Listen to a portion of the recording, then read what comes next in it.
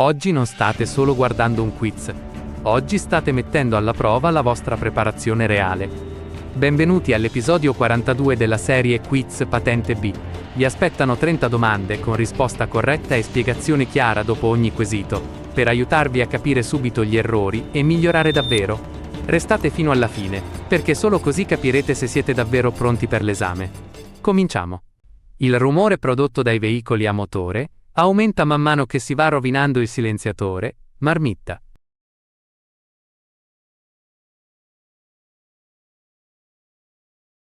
Vero. Il silenziatore, chiamato anche marmitta, serve a ridurre il rumore prodotto dal motore. Quando questo dispositivo si rovina o perde efficienza, il veicolo diventa più rumoroso e contribuisce maggiormente all'inquinamento acustico. Per questo va controllato e, se necessario, sostituito con un dispositivo approvato per quel tipo di veicolo. Il conducente deve anche evitare accelerazioni inutili, frenate brusche e uso eccessivo del clacson, perché tutti questi comportamenti aumentano il rumore nella circolazione. Sulle autostrade e strade extraurbane principali è vietata la circolazione di pedoni e animali, anche nelle aree di servizio e nelle aree di sosta.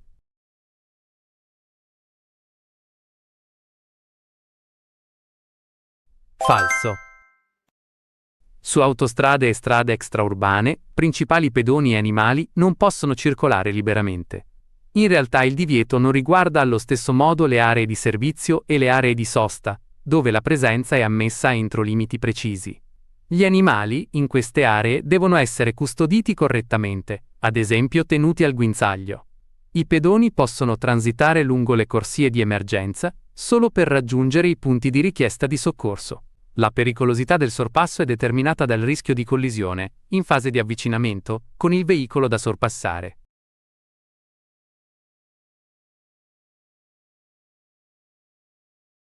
Vero. Il sorpasso è una manovra delicata perché modifica la posizione del veicolo rispetto agli altri utenti della strada. Uno dei rischi principali è la collisione con il veicolo da sorpassare durante l'avvicinamento, soprattutto se non si mantiene un'adeguata distanza di sicurezza. Il pericolo aumenta anche nella fase di rientro in corsia, quando si potrebbe costringere il veicolo sorpassato a frenare bruscamente. Prima di sorpassare, il conducente deve quindi valutare bene spazio, velocità, traffico e presenza di veicoli provenienti dal senso opposto. La responsabilità penale connessa al sinistro stradale sorge in tutti i casi di danni alle persone o alle cose.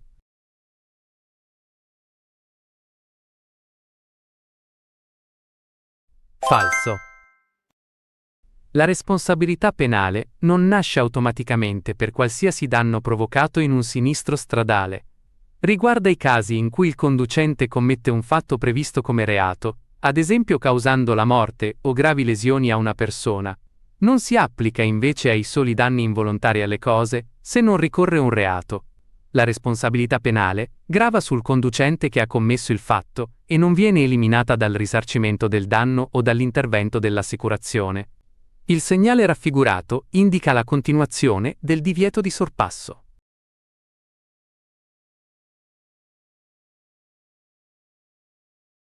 Falso. Il segnale di fine del divieto di sorpasso indica il punto in cui termina il divieto imposto in precedenza. Questo segnale non indica la continuazione del divieto, ma permette di capire che da quel punto la prescrizione non è più valida. Vale sia nei centri abitati, sia fuori dai centri abitati, e non introduce un limite di velocità particolare. Il conducente può riprendere a valutare il sorpasso solo se la manovra è consentita e sicura secondo le condizioni della strada. Se non si allaccia la cintura di sicurezza, in caso di improvvisa frenata, si può essere proiettati contro il parabrezza.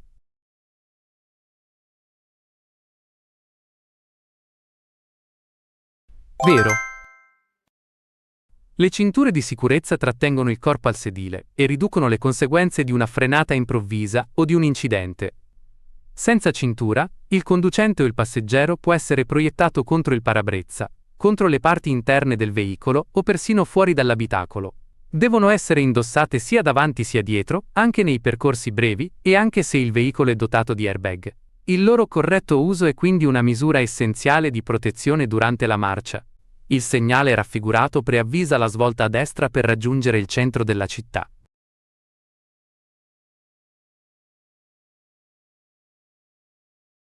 Vero. Il segnale di preavviso di incrocio urbano informa il conducente sulle direzioni disponibili all'incrocio successivo. In questo caso indica che, proseguendo diritto, si raggiungono Sora o Napoli, mentre svoltando a destra si raggiungono il centro della città o la stazione ferroviaria. Il fondo bianco segnala che ci si trova in ambito urbano. Occorre quindi leggere con attenzione le direzioni indicate e scegliere per tempo la corsia e la manovra corretta. Quando si vuole cambiare direzione, si deve azionare in anticipo l'indicatore di direzione.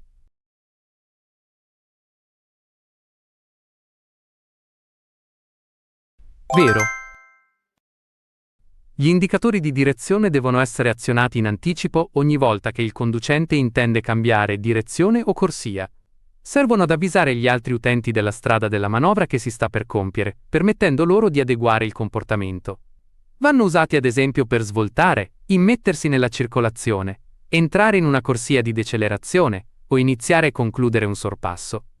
Il segnale deve essere dato tempestivamente, non quando la manovra è già iniziata. Il segnale raffigurato vieta il transito di carretti a mano.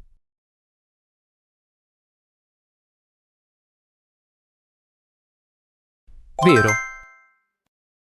Il divieto di transito ai veicoli a braccia vieta il passaggio dei veicoli spinti o trainati direttamente da una persona. Tra questi rientrano i carretti a mano, che quindi non possono transitare sulla strada indicata dal segnale. Il divieto riguarda specificamente questa categoria di veicoli e vale per l'intera giornata. Non impedisce invece il transito ai pedoni o agli altri veicoli non compresi nel divieto. Il segnale raffigurato vale solo nei giorni feriali, salvo diversa indicazione.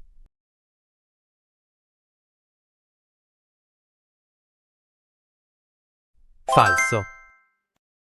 Il divieto di fermata vieta qualsiasi sospensione volontaria temporanea della marcia, anche per far salire o scendere passeggeri. Non è un divieto valido solo nei giorni feriali. In assenza di indicazioni integrative, vale tutti i giorni e per tutte le 24 ore. Il segnale consente soltanto l'arresto dovuto a esigenze della circolazione o a cause di forza maggiore, come un semaforo rosso o un blocco del traffico. In presenza di questo divieto è prevista anche la rimozione forzata del veicolo. I tamponamenti stradali avvengono maggiormente se non si rispetta la distanza di sicurezza.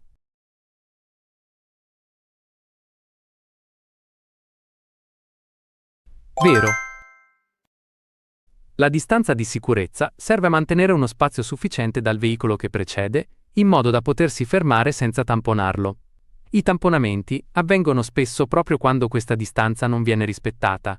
La distanza non è fissa, ma deve essere adeguata alla velocità, al traffico, alle condizioni atmosferiche e all'efficienza del veicolo. Il conducente deve aumentarla quando la situazione rende più difficile arrestarsi in tempo. Il segnale raffigurato preannuncia un tratto di strada con banchina pericolosa.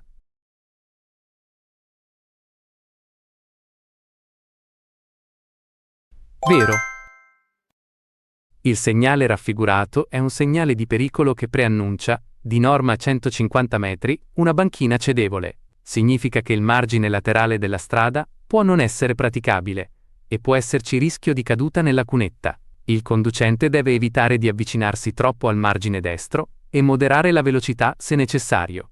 Non indica pietrisco, strada dissestata, molo o allagamento della carreggiata. In presenza del segnale raffigurato, dobbiamo accertarci che i veicoli provenienti dal senso contrario ci diano la precedenza.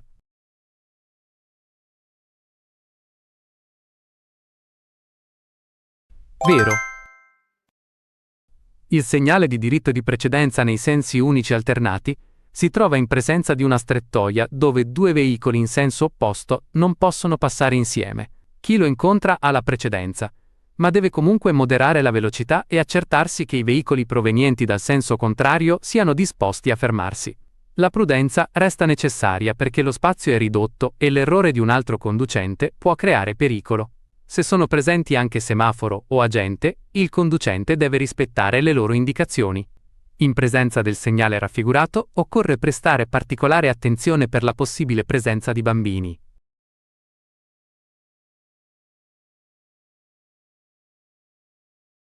Vero. Il segnale raffigurato preannuncia luoghi frequentati da bambini come scuole, giardini pubblici o campi da gioco. È un segnale di pericolo e, di norma, viene posto a 150 metri dal punto pericoloso. In sua presenza bisogna moderare la velocità e fare attenzione anche ai bambini che si trovano sui marciapiedi, perché possono avere movimenti improvvisi. È vietato sorpassare veicoli fermi per consentire l'attraversamento dei bambini. Giungendo all'incrocio rappresentato in figura, i veicoli devono passare nel seguente ordine: A, C, L.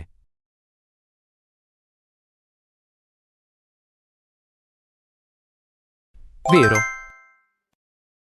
In questo incrocio non ci sono segnali, semafori o agenti che regolano la precedenza. Si applica quindi la regola generale della precedenza a destra. Il veicolo A ha la destra libera e passa per primo. Dopo il passaggio di A, può procedere il veicolo C, che libera poi la traiettoria del veicolo L. L'ordine corretto di transito è quindi A, C, L. Il segnale raffigurato preannuncia un incrocio in cui si deve dare precedenza a destra.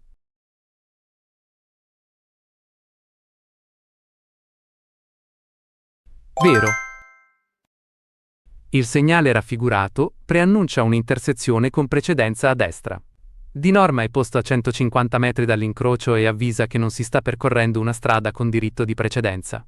Il conducente deve avvicinarsi con velocità particolarmente moderata e dare precedenza ai veicoli provenienti da destra.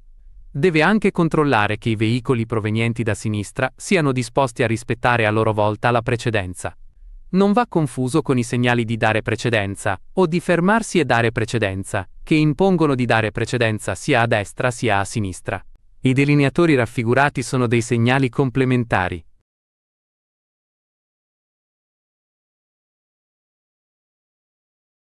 Vero. I delineatori normali di margine sono segnali complementari posti ai lati della strada o della carreggiata. Servono a rendere più visibile l'andamento del percorso, soprattutto quando la visibilità è ridotta. Non dividono la carreggiata in corsie e non si trovano al centro della strada. Nei rettilinei possono essere collocati fino a una distanza massima di 50 metri l'uno dall'altro, mentre nelle curve la distanza è inferiore. La patente di categoria B abilita a condurre le autovetture, anche se trainano rimorchi aventi massa superiore a 3.500 kg.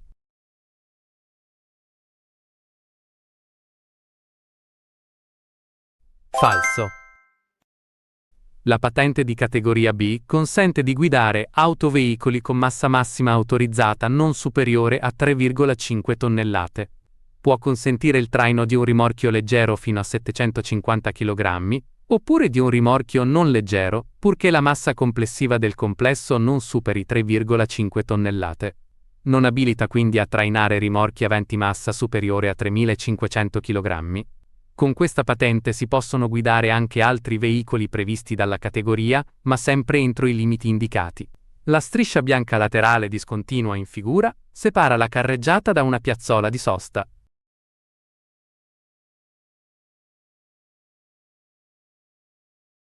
Vero. La striscia bianca laterale discontinua separa la carreggiata da zone laterali come piazzole di sosta, passi carrabili o diramazioni secondarie. Serve quindi a indicare un limite laterale della carreggiata che può essere attraversato in determinate situazioni. Il conducente deve comunque prestare attenzione quando entra o esce da queste aree. Il punto essenziale è distinguere questa striscia da quelle che separano corsie di marcia ordinarie. Il segnale raffigurato indica l'obbligo di svoltare a sinistra.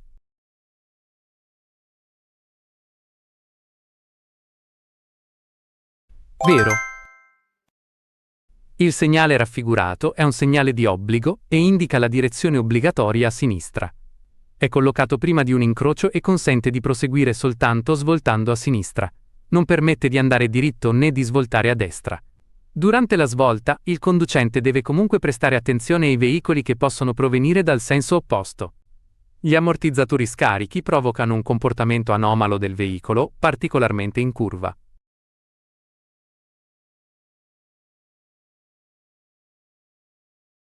Vero. Gli ammortizzatori riducono le oscillazioni delle sospensioni e contribuiscono alla tenuta di strada del veicolo. Quando sono scarichi o inefficienti, il veicolo può avere un comportamento anomalo soprattutto in frenata e in curva. Questo aumenta il rischio di perdita di controllo e può provocare anche usura non uniforme del battistrada degli pneumatici. Il sovraccarico del veicolo può accelerarne l'usura, quindi gli ammortizzatori devono essere controllati e mantenuti efficienti. Il segnale raffigurato indica la fine del doppio senso di circolazione dopo una svolta a destra.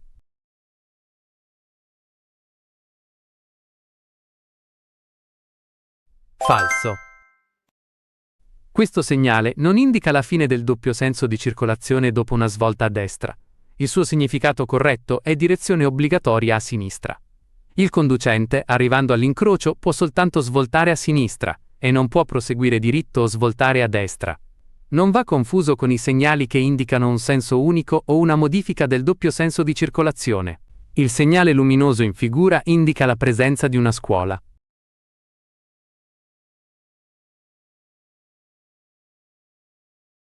Falso.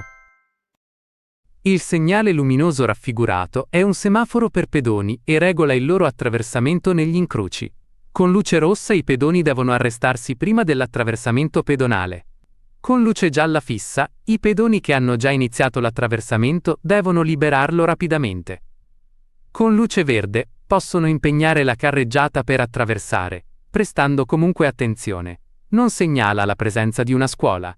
I passaggi a livello vanno affrontati a velocità molto elevata, per essere in grado di sfondare le barriere se non si è in grado di fermarsi per tempo a barriere abbassate.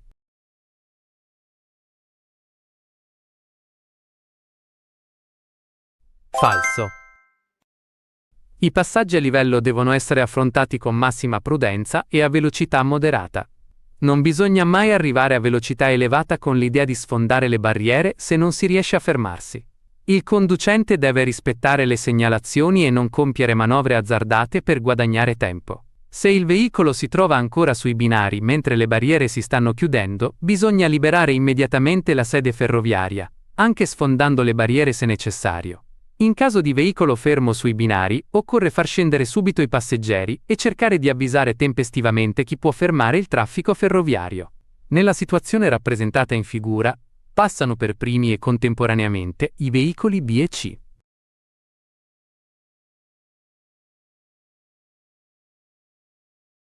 Falso.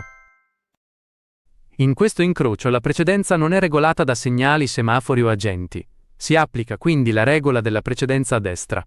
Il veicolo B ha la destra libera e passa per primo. Dopo il passaggio di B, il veicolo H può procedere perché viene liberata la sua traiettoria. Il veicolo C deve attendere e passa per ultimo. L'ordine corretto è BHC, quindi B e C non transitano per primi contemporaneamente. Se un infortunato della strada è cosciente ma ha avuto un trauma della gabbia toracica, bisogna cercare di facilitargli la respirazione mettendolo semiseduto.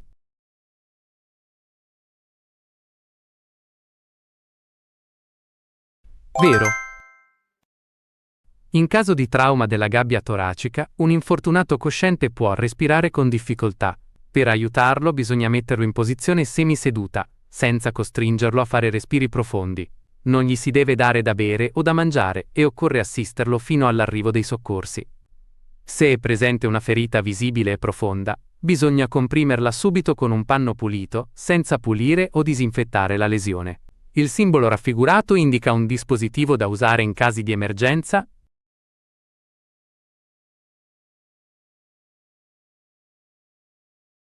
Vero. Il simbolo raffigurato indica il comando della segnalazione luminosa di pericolo, cioè delle 4 frecce. Attivandolo si accendono contemporaneamente tutti gli indicatori di direzione. È un dispositivo da usare in situazioni di emergenza, ad esempio in caso di incidente, guasto del veicolo o traino. Non serve ad azionare il triangolo mobile di pericolo e non riguarda la spia del freno a mano. La distanza di sicurezza deve essere di almeno 100 metri in caso di forte pioggia.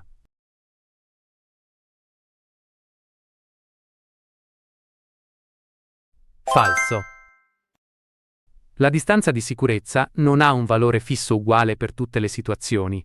In caso di forte pioggia deve essere aumentata, perché l'aderenza diminuisce e lo spazio necessario per fermarsi può crescere. Non esiste però una prescrizione generale che imponga almeno 100 metri solo perché piove molto. La distanza deve essere commisurata a velocità, traffico, condizioni atmosferiche, efficienza del veicolo e capacità di reazione del conducente. Il valore di 100 metri riguarda invece specifiche situazioni di veicoli adibiti al trasporto di merci su particolari strade extraurbane. In una zona a traffico limitato non possono entrare più di un certo numero di veicoli.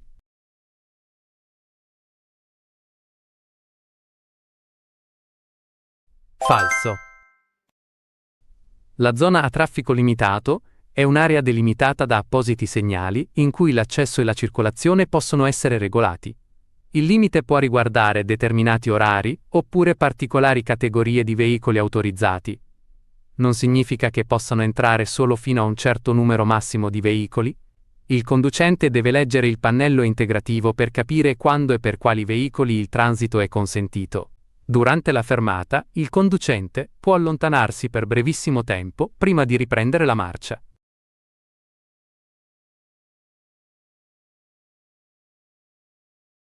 Falso. Durante la fermata, il conducente deve restare presente e pronto a riprendere la marcia. La fermata non deve creare pericolo o intralcio agli altri utenti della strada.